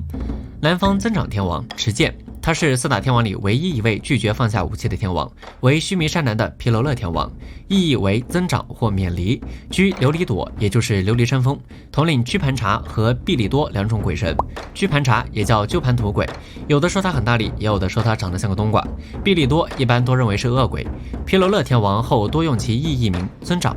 有的佛经认为增长天王同时还要负责监管阎浮提，也就是南赡部洲。他一开始在佛教里是托钵王侯形象，伴随着佛教北传开始披甲执兵，一般是持剑或者持矛。比如这个法门寺地宫溜金银函的南天王就是左手持剑主地。到了中唐代开始，增长天王开始手持弓箭，这个榆林15窟的增长天王壁画画的就很有特点。虽然自古工兵出挂壁，但实际上这肯定不是他拿弓箭的理由。在佛教中，弓箭类武器通常是智慧与方法的象征物。天王造像一般左手持弓，右手持剑，然后持弓搭箭，不开弓。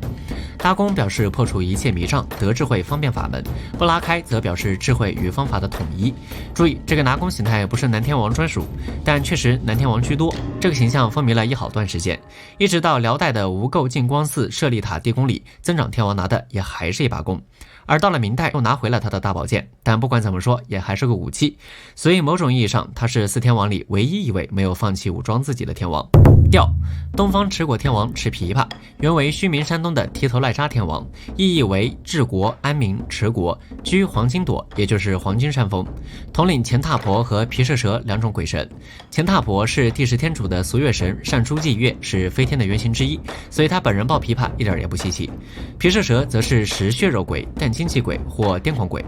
提头赖扎天王盛唐之后多用意译名持国，有的佛经认为持国天王同时还要负责监管东胜神，也就是东胜神州。同样的，他一开始也是托钵王侯形象，伴随着佛教北传后开始披甲执兵，一般是持刀持珠或持矛持剑。比如这个法门寺地宫溜金银函的东天王就是双手持剑。关于持国天王抱琵琶这件事是从唐代典籍开始记载的，晚唐的敦煌莫高窟第146窟和第55窟就已经有了弹起他心爱的玉琵琶的持国天王。玉，北方多闻天王持伞，原为须弥山北的毗沙门天王，意义为种种闻多闻，居水晶朵，也就是水晶山峰，统领罗刹和夜叉2种鬼神。这2种都比较有名了，我们就不详细解释了。毗沙门天王盛唐之后多用意译名多闻，有的佛经认为多闻天王同时还要负责监管北距泸州。还是那样子，他一开始是托钵王侯形象，不过他的变化就不一样了，主要分成2种路线，一个路线就是之前提到的武装天王形态，另一个路线则是财神。这个人设在藏地佛教中营销的非常好，他又被称为坚巴拉，意为手持罂粟者。这个形态的毗沙门天王有3个特征，一是身下做白狮子，二是左手拿土宝兽，三是右手持胜利床。这个形态的天王又叫做财宝天王，走到哪里都是哗啦啦的钱响，而他手里这个土宝兽有时候是鼠，有时候是雕。我们之前说过了，武装形态的托塔毗沙门变成了礼敬，所以之后见到他基本上就是财神形象居多了。而他手里拿的伞其实是宝床，伞和床都是藏地佛教8瑞相之一，也就是吉祥8宝。不过大体上从外形上看，它应该是胜利床。胜利床原是印度军队的一种装饰物，在佛教中也象征着修成正果的胜利。不过总觉得也暗合了毗沙门天王充沛的武德。顺，西方广目天王持龙蛇，原为须弥山东的毗勒婆刹天王，意义为杂语非好报恶眼，居白银朵，也就是白银山峰，统领隆重和富多那2种鬼神。隆重就是那嘎8部众之一蛇类之长，中土经常给他翻译成成龙，所以他后世就拿了个蛇类动物。傅多纳意译臭恶鬼、热病鬼，佛教认为是恶鬼道众生中扶罪神者。你说是有什么可得意的？注意，这里的西方广目天王手里还拿了本来属于北方多闻天王的宝属，也就是说，《封神演义》里广目天王魔里寿的花狐雕并不是作者脑补，而是确实存在这种造像。不过，西方广目天王老拿人家东西也是老毛病了，我们后边说。毗楼博刹天王的名字变化可有点意思了，他最开始的意译名是恶眼。唐三藏法师玄奘看了不对，毕竟是留学回来的，他觉得这个翻译不确切，就改翻为丑目。但丑目总归好说不好听，所以义净法师这也是一位大佬，可能是山东济南人，也下过洋留过学。他意见的时候就改成了我们现在见到的名字广目。有的佛经认为广目天王同时还要负责监管犀牛货，也就是犀牛贺州。他和前3个老哥俩一样，先托钵再武装。不过他拿的东西就比较杂乱了，比如这个法门寺地宫溜金银函，就是拿的多见于南天王手里的弓箭。宋代他还拿过斧头，比如这个苏州瑞光寺彩绘木函的广目天王。不过藏地里面他拿蛇的形象倒是挺多的。四天王一家人整整齐齐的以风调雨顺皮肤出现是在元明时期。我们看一下明代的北京法海寺，这里没有法海，它和南龛石窟一样是第3批国宝。这是一处密宗寺院，壁画由当时明代宫廷画师苑福清等15人绘制，艺术含量有3、4层楼那么高。其中的地势梵天礼佛护法图两侧就是4大天王，增长天王深色黑，持一柄宝剑，锋利的宝剑象征着风；持国天王双手抱一琵琶，右手持一拨片做拨弦状，象征着调；多闻天王左手托塔，右手持长柄宝床，在后期的发展中，宝床与宝伞同工，象征着雨。广目天王右手持一布满青色花纹的白蛇，蛇蜿蜒缠绕在其手臂上，象征着顺。还有就是北京居庸关的云台，高贵的第1批国宝，上面的石刻雕于元至正2年。这里的四天王持物就与明代法海寺基本类似了，也是借用了风调雨顺含义的造像形制。在实际的造像中，关于风调雨顺的持物的选择，大多是无视其宗教含义，直接从形态的引申含义出发的。当然，这时候他们不是兄弟。四天王魔家兄弟的设定是在《封神演义》里实现的。《封神演义》虽然在文学上不比4大名著，但它依旧是一部流传极为广泛的古典小说。它的影响力，尤其是在底层社会的影响力是非常巨大的。它的成书年代大概在明代中后期，而魔家四兄弟初登场于第31回，文太师驱兵追袭，是镇守商纣嘉梦关的4大名将。但是在小说里，他们所施器物和寺庙里出现了不同。比如寺庙里的广目天王应该操蛇，但是这里却变成了多闻天王的雕。不过在《西游记》里还是拿蛇的，但是《西游记》并没有魔家四兄弟的设定。这4兄弟于第41话文太师兵伐西岐中被杨戬重挫，最后在比邻宫黄天化的攒心钉之下没得整整齐齐。鉴于四天王持物的混乱，我们在这里稍微整理了一下晚期汉传、藏传、封神、西游4种版本的4大天王皮肤。其理论上来讲，神明所持器物是有其讲究和诉求的，但我们熟知的风调雨顺的持物组合，完全是中国传统农业崇拜对他们的改造。不管你是大圣、小圣、金刚圣，只用看起来顺眼的。人们借用了宗教持物中的引申含义，将四天王真正改造成真正本土化的4个弟兄。以上的4位神仙出身不同，全能不同，发迹的时代也不同，但是都能在中国这片广袤的土地上和谐共存，欣欣向荣。这是因为中国人的信仰具有其他文明所少见的现实主义和世俗化倾向。你有没有听说过解放后不许成精，或者人民政府明令不得转世？这2句话的背后，其实隐含着几乎是中国独有的信仰生态与宗教治理方法。它从先秦时期一直持续到当代社会，其特征之典型，甚至称之为神权君授也不算太过分。而它的历史也可以概括为中国封神的历史。注意哈，不是文学作品《封神演义》的历史啊，而是中国历代政权真正的封神历史。其中几个典型的阶段有先秦时期的绝地天通，两汉时期的神爵之治，以及两宋时期的百神受职。这种现实历史里，神权与政权的各种斗争与妥协，既发生在国家层面、中央、地方的轴心，也发生在民间社会、官祀、民祀的轴心。而围绕这2个轴心展开的是中华文明长达几千年的宗教和政治统合过程。我们一个个来看。如果说《封神演义》的时代背景设定在武王克商时期已经算非常早的话，那么现实里中华文明的首次封神活动可能要比这个还早。那就是中国宗教和文明演进史上非常有名的绝地天通事件。绝地天通是上古史研究领域的一个重要概念，大概讲的就是上古时期颛顼断绝了天地沟通的通道，从此天上天下神与人各司其职，互不干涉。有学者认为这是中国古代一次非常重要的宗教改革，也是中华文明早期集权的一次重要尝试。对于这个事件，先秦文献的记载主要有3处：《尚书·吕行》、《国语·楚语》和《山海经·大荒西经》。其中《尚书·吕行》的记载相对比较简单，只是一笔带过，言语不详。于是才有了几百年之后楚昭王问关涉父的那么一句“岷将能登天乎”，这就让我们见到了《国语·楚语》里面对这个绝地天通这个概念非常详细的记载。故事是这样的：人类文明形成的初期阶段，最原始的组织方式必然是以血亲为纽带的。但在1万年前的农业革命后，人类群体的聚集地逐渐扩大化和复杂化，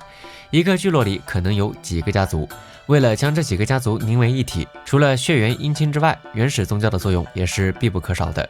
这种组织体系往往凭神之权威享有政治权威，借以有效塑造和维护秩序。比如我们花点时间再去看看良渚文明的遗迹，它的社会分工已经非常复杂，各个阶层之间的划分也非常明确。在当时的生产条件下，为了维持如此庞大的族群存续，原始宗教在其中必然发挥着不可或缺的作用。但是问题来了，时代在演进，生产力在进步，随着各族群交往增多，人类的社会结构和社会关系趋于复杂，各种纠纷和冲突增多，甚至动不动就会大打出手。而正是在这一冲突过程中，更大规模的人类共同体国家这个概念的雏形开始酝酿。这时候大家就面临一个问题，咱们大家都有神，那是你家的神大还是我家的神大？比如我说我妈昨天托梦给我了，说我是天神降胎，怀我之前踩了个脚印儿，看见了天光，还吃了个鸟蛋，所以这个首领你必须要让我来当，不然后面发水闹灾了，那就都是你不让我当首领的锅。这就是所谓的民神杂糅时期，福人坐享，家为巫使，每个人都可以行使巫习的职能，直接与神沟通。这种情况就导致了严重的秩序紊乱。于是乎颛顼来了，他做了2件事：一，在相互分立甚至对立的神灵崇拜之上确立统一的崇拜对象，最终形成主神统摄众神的稳定的多神教格局。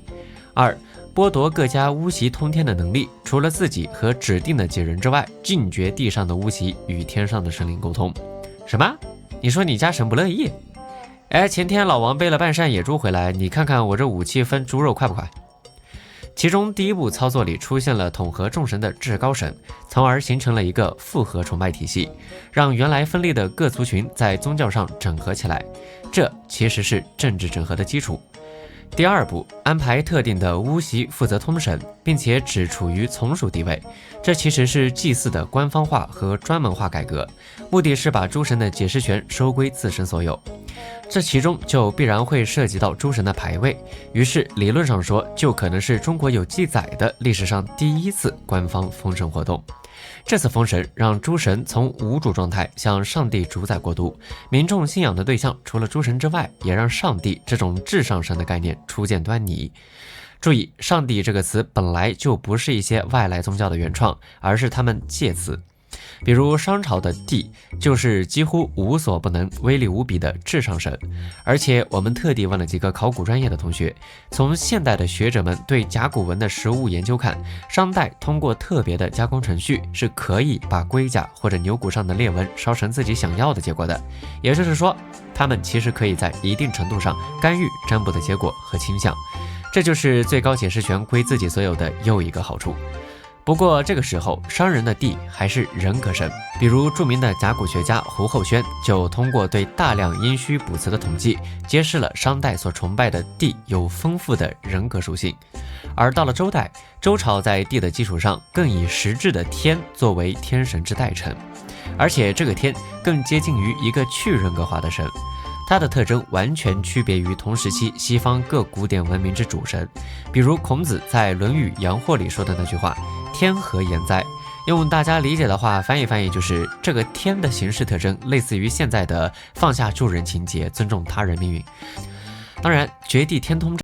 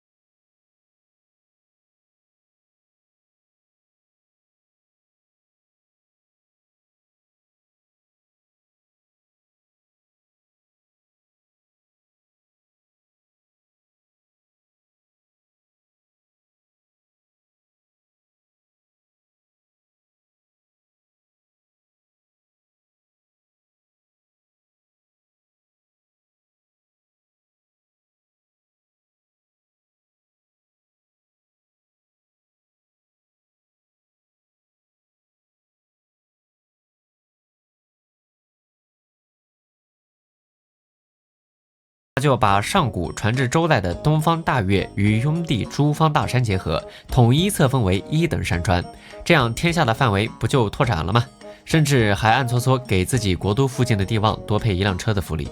秦灭后，汉朝建立，汉高祖刘邦为苟住早期局势，实施了2条策略：一，把各地的祭祀体系兼收并蓄，所以你会发现汉朝里面有各国的各种神；二，把之前山岳，也就是帝王的祭祀权交还给各路诸侯王，主打的就是一个小火慢炖。但是问题也来了，西汉政府把原本属于地方的神，甚至可以说是淫祀的神明纳入到了官方祀典中来。虽是对全国神明系统的一次整合，但也使得两汉官方神明保留了不少淫祀成分。所以西汉政府在之后逐步开始整理这个混乱的神明体系。这个阶段主要在汉文帝到汉成帝时期。比如从汉文帝时期开始，山岳祭祀权又开始逐步收归中央，终于到了汉武帝刘彻的年代，差不多把所有大岳的山神都收归国有。其中一些山神待遇等同三公，或者如嵩山神这种，因为讨了武帝高兴，刘彻特意给他设了一个嵩高县，用这座县的全部税赋来供养他。但是这个时候的封神行为其实一直都不成体系，最明显的就是当时的交祀制度非常混乱。如果不知道交祀是什么，那么天坛大家肯定是知道的，这里就是举行交祀的场所之一。交祀是西周开始就成为历代统治阶级即天理中的正祭，也就是绝地天通的最高成果。最主要特征就是祭天配祖，以天为至高之神。但是因为后期礼乐崩坏，交祀已经变化巨大，哪个神都能掺一脚。比如秦朝交祀，以秦朝本土雍祀至上帝为尊，同时又吸收东方各国的祭祀制度，建立了以齐地八主祠为主的东方诸祠。汉代前期，在继承秦朝治祭制度的基础上，则以武帝为主神进行交祀。之后汉武帝又建立了汉家法式交祀礼，即甘泉太医和焚阴后土祭祀，以此为汉王朝的最高祭祀。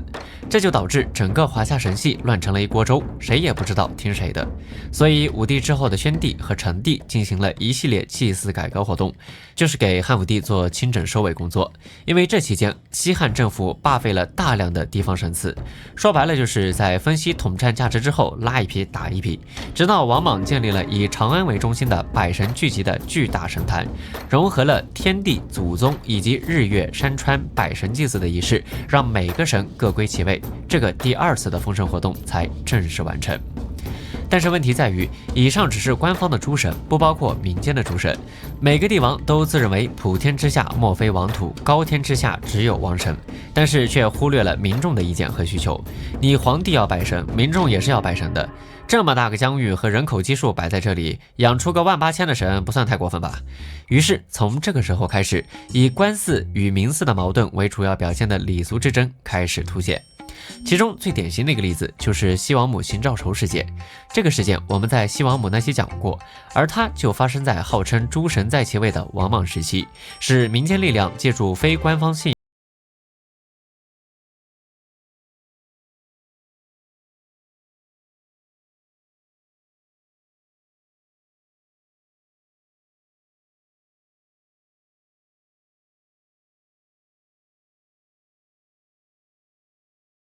格化为高于天地的太一神，也就是中皇太一，并用第1等级的天地去拟配太一神，建立起一套丰富的神学系统，而且以新的天命正统自居。甚至当时青州的太平军还给曹操写信夸他，说你帮忙处理那些地方上的淫祀，可见你是心怀组织的。只是你还没发现，这种夺天命的骚操作对当朝政府来说，在某些层面不亚于直接抄家。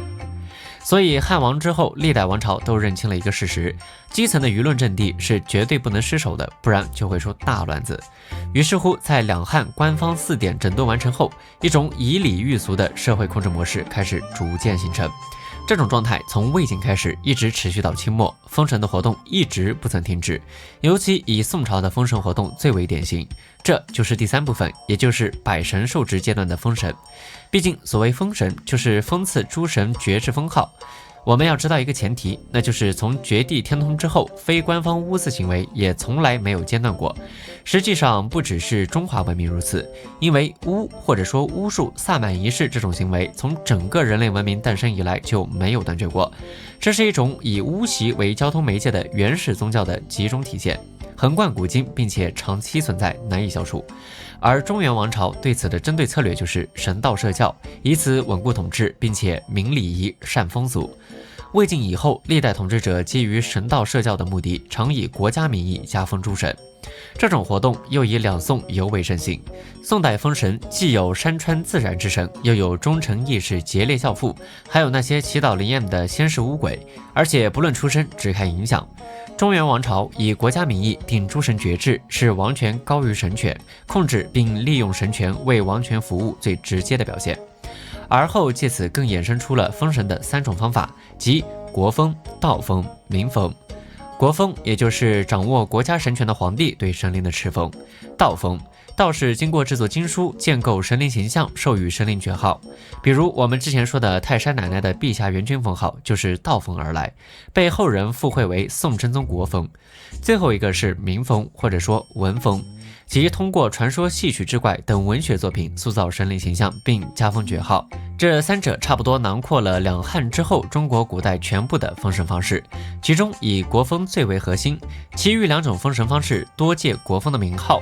最后的民封多以国封和道封为蓝本，但是又对道封有一定的影响。比如大名鼎鼎的《封神演义》就是民封的代表作。我们现在见到的一些地方东岳大帝黄飞虎的牌位和部分地区三霄娘娘的信仰都是由它而来。所以可以说，在明清的神魔小说界里，《封神演义》真的是靠一己之力扛起了半壁江山。好，我们现在说回宋代的封神制度。这种朝廷出面册封诸神的方式，就是典型的国封。宋代封神包括以下2种手段，一个是赐额，另一个就是加封神爵。先说赐额，即给神祠敕赐名额，也就是挂招牌，作为一种控制手段，它主要用于佛寺道观神庙的管理中，而封爵则更加针对地方信仰。而在实际操作中，官方往往是把赐额和封爵结合在一起，一般是无爵号者赐庙额，以赐额者加封爵。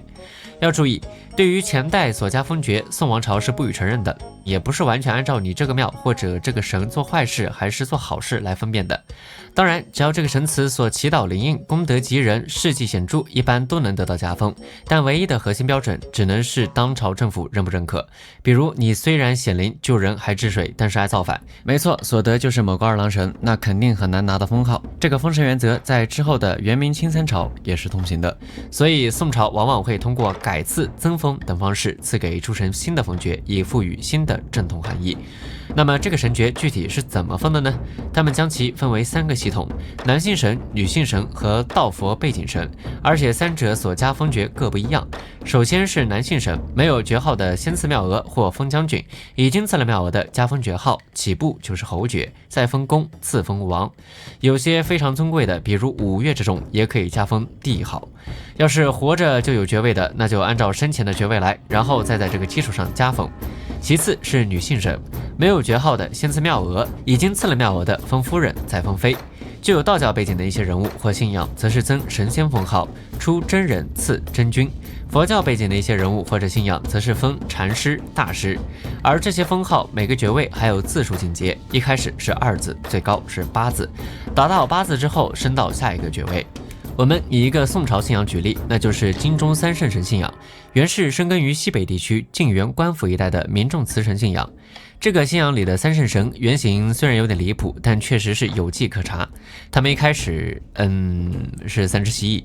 这个信仰来源于唐宋西北地区的蜥蜴求雨法，具体操作方式就是捕捉几十只蜥蜴放到大瓮中，让28头男围着瓮昼夜喊话：蜥蜴蜥蜴，星云吐雾，雨若滂沱，放入归去。有些学者考证，这可能是由于蜥蜴外形奇特，古人视之为龙蛇之属，所以被当作求雨媒介。这种信仰也由此形成。